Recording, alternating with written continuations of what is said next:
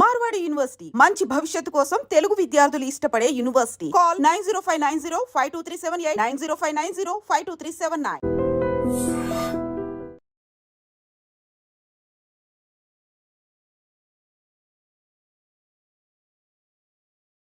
నిత్యం అంటే పొద్దున్న లేచిన దగ్గర నుంచి భగవంతుని స్మరణలో ఉండాలా? అసలు ఎవరిని స్మరించుకోవాలి? ఏ రకంగా స్టార్ట్ చేయాలి డే అనేది? చూడండి, ఒక రోజు మనకు వచ్చింది అంటే అది భగవంతుడి యొక్క కృప వల్లే కదండి.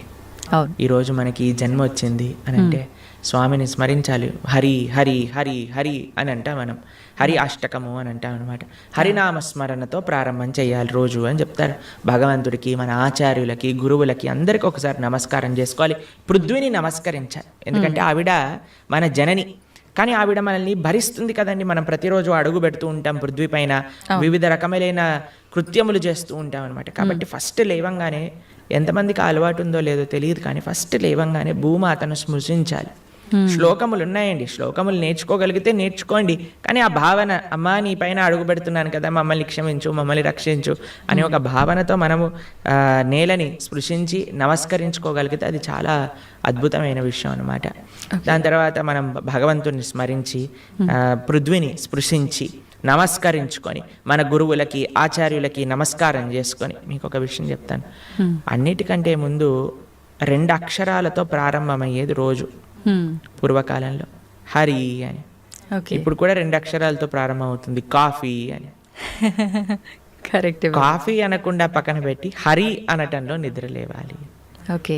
నిద్ర లేసిన వెంటనే స్నానం ఆచరించాలి. మీకు ఒక విషయం తెలుసా అండి? స్నానం అనేది సనాతన ధర్మంలో చాలా ముఖ్యమైన విషయం. మనము చాలామందికి అర్థం కాదండి.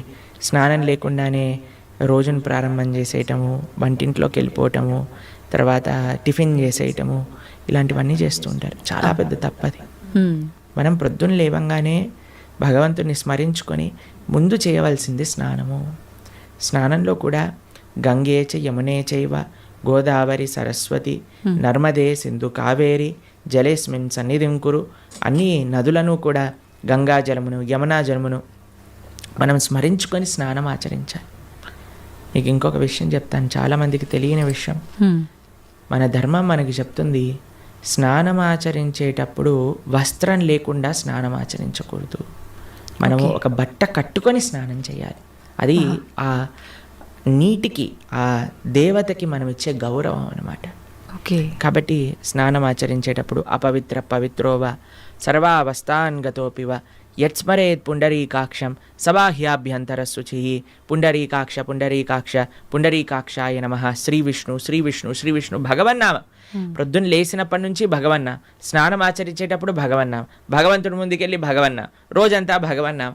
ఎంత మనము భగవంతుడి యొక్క నామంతో మనము కనెక్షన్లో ఉన్నామనుకోండి, అంత మనకి స్పిరిచువల్ ఎనర్జీతో మనం రీఛార్జ్ అయిపోతాం అనమాట. మనకు ఆ స్ట్రెంగ్త్ వస్తుంది. మన రోజులో ఉండే ఆ ఒడిదుడుకులు అన్నీ ఉంటాయి కదండి, వాటన్నిటిని ఎదుర్కొనే ఒక శక్తి మనకి భగవన్నామస్మరణతో వస్తుందన్నమాట. కాబట్టి ప్రొద్దున లేచాక హరినామస్మరణ, దాని తర్వాత చక్కగా మనం చేయవలసినది స్నానము, దాని తర్వాత భగవద్ ఆరాధన. ఇవి చేసేసుకున్నాం అనుకోండి, మనం ప్రొద్దున లేవంగానే ఫోన్కి ఛార్జింగ్ పెట్టేస్తాం కదా, అలా మన శరీరం ఛార్జ్ అయిపోతుంది ఇవి చేసేసుకున్నా. దాని తర్వాత రోజులో ఉండే మన కార్యక్రమాలన్నీ కూడా మనం చేసుకుంటూ ఉండొచ్చు అనమాట. ఓకే.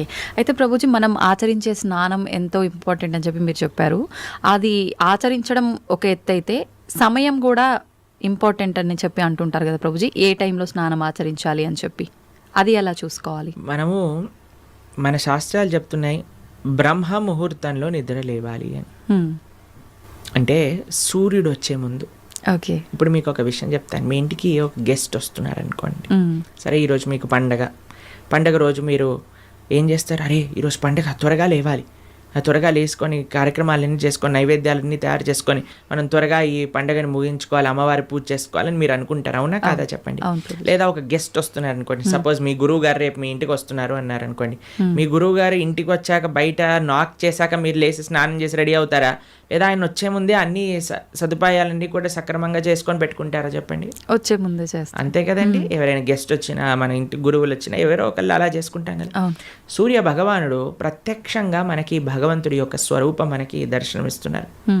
ఆయన ప్రతిరోజు ఉదయించే ముందే మనం నిద్ర లేవాలి. దాన్ని బ్రహ్మ ముహూర్తము అని అంటారు.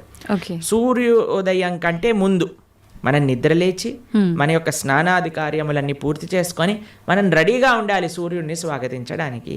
మన యొక్క భగవన్నామ స్మరణ చేసుకుంటూ మనము రెడీ అయిపోతాం అనమాట. అందుకే సంధ్యావందనాది కార్యక్రమములు మనం ప్రొద్దున పూట, మధ్యాహ్నం పూట, సాయంకాలం పూట 3 పూటలు చేస్తాం అనమాట. ఆయన ఎవరికి చేస్తున్నాము అని అంటే సూర్యమండలంలో మధ్యలో ఉన్న భగవంతుడికి మనం చేస్తున్నాము. కానీ ఆయన మనకి భగవంతుడిని దర్శింపజేసే ఒక ప్రత్యక్షమైన క్యారియర్. ఓకే, కాబట్టి మనం ఆయన వచ్చే ముందే మనం నిద్ర లేవాలి. ఆయన రాకముందే మన యొక్క నిత్య కృత్యములన్నీ కూడా పూర్తి చేసుకొని మనము ఆధ్యాత్మిక కార్యక్రమంలో నిమగ్నమై ఉండాలి. ఓకే, మీరు చూడండి, ప్రొద్దున పూట లేవటం అనేది అటు మన ఆరోగ్యరీత్యా, అలానే సామాజిక పరంగా, అలానే మన ఆధ్యాత్మికంగా, శారీరకంగా, అన్ని మానసికంగా అన్ని విషయములలో మనకి మంచి చేస్తుంది. అందుకే early to bed and early to rice keeps a man healthy, wealthy and wise అని అన్నారు. కాబట్టి ప్రొద్దున పూట బ్రహ్మ ముహూర్తంలో నిద్ర లేచి స్నానం ఆచరించవలే. ఇది ప్రతి సనాతన ధర్మానికి సంబంధించిన వారు తప్పక ఆచరించాల్సిన ఒక పద్ధతి. ఓకే, అయితే ప్రభుజీ మనం మాట్లాడుకున్న దాంట్లో ఇంకొకటి భగవంతుడి ఆరాధన. చాలా వరకు అంటే ఇంట్లో మగవారు పూజ చేస్తేనే మంచి ఫలితం పొందుతారు అని చెప్పి ఈ మధ్య కాలంలో చెప్తున్నారు. కానీ ఎక్కువగా ఆడవాళ్ళే పూజ చేస్తుంటారు. అసలు నిజంగా ఆడవాళ్ళే పూజ చేయాలా, మగవారు చేయొచ్చా? అసలు మగవారు చేయాల్సిన కార్యక్రమాలు ఏంటి ఆధ్యాత్మిక పరంగా? ఎవరెవరు ఉద్ధరింపబడాలి అని అనుకుంటారో, ఎవరెవరికి భగవంతు అనుగ్రహం కావాలనుకుంటున్నారో వాళ్ళు చేయాలండి. మీకు విషయం చెప్తాను. ఒక మగవాడు పూజ చేసిన, ఆరాధన చేసిన, పుణ్యం చేసిన, పునస్కారం చేసిన దాంట్లో ఉండే 50% ఆడవారికి వెళ్తుంది. ఓకే, ఎంత? 50%. 50%. ఏదైనా పాపం చేశాడు అనుకోండి, దాంట్లో 1% కూడా ఆడవారికి రాదు. అదేలా ప్రభుజీ? మరి పుణ్యం అయితే పుణ్యం 50% వెళ్తుంది, పాపంలో వెళ్ళదు. ఓకే, స్త్రీ చేసిందనుకోండి పుణ్యం 1% హస్బెండ్కి రాదు, 100% ఆవిడ దగ్గరే ఉంటుంది. స్త్రీ ఏదైనా పాపం చేసిందనుకోండి, దాంట్లో 50% హస్బెండ్కి వెళ్తుంది. ఇది ఒక బంపర్ ఆఫర్ అనమాట, మన శాస్త్రాలు ఇచ్చింది. బాగుందా మీకు? బాగా అనిపిస్తున్నట్టుంది మీకు.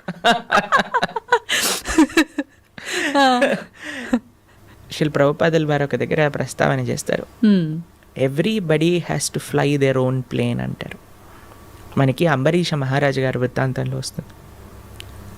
అయినా ప్రొద్దున లేవంగానే నిరంతరము కూడా భగవంతుడి యొక్క ఆరాధనలో, ఆయన చేతులన్నీ కూడా భగవంతుడి యొక్క పూజలో, పాదాలు భగవంతుడి యొక్క ఆలయ ప్రదక్షిణలో, మనసు భగవంతుని చింతించటం. సవై మన కృష్ణ పదార విందయో వాచాంసి వైకుంఠ గుణాను వర్ణనే కరే హరేర్మందిరమార్జనాదిషు అని ఆయన యొక్క దినచర్య మొత్తం చెప్తారనమాట.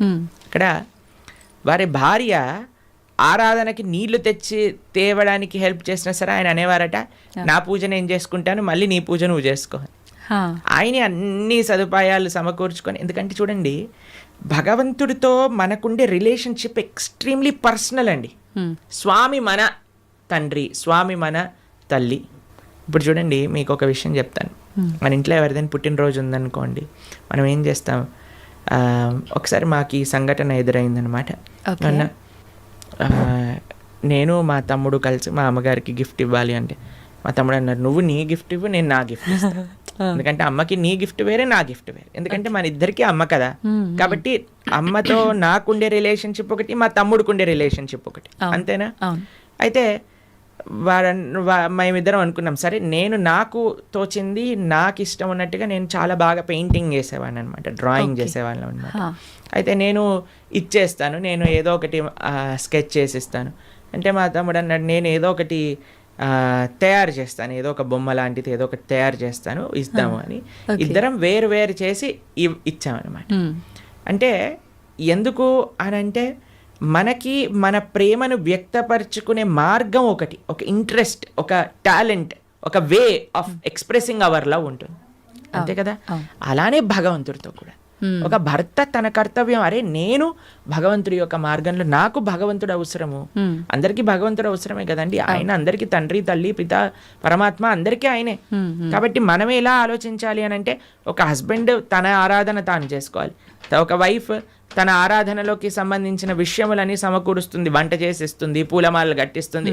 దాని తర్వాత వారి హస్బెండ్ వెళ్ళిపోయాక వైఫ్ తన ఆరాధన తాను చేసుకుంటుంది, పిల్లలు వచ్చి దండం పెట్టుకుంటారు, ఏదో అమ్మ నాన్నలకి ఇద్దరికి హెల్ప్ చేస్తారు, అందరు కలిసి ఆరాధన ఒకటి ఉంటుంది, ఒక్కొక్కళ్ళు కలిపి ఆరాధన ఉంటుంది అన్నమాట. కాబట్టి ఏదో స్త్రీలు చేస్తే ఇల్లంతా బాగైపోతుంది అనే భ్రమలో నుంచి బయటపడండి, మీకు 1% పుణ్యం రాదు.